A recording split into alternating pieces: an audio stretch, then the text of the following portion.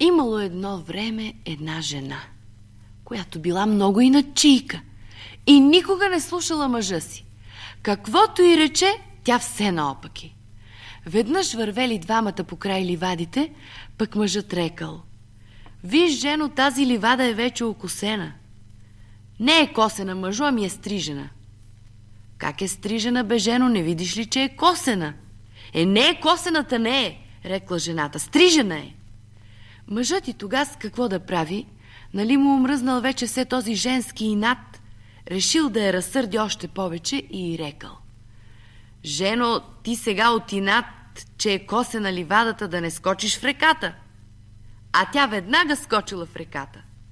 Щом се хвърлила в реката и започнала вече да потъва, мъжът и рекал: „Жено, косена ли е ливадата?"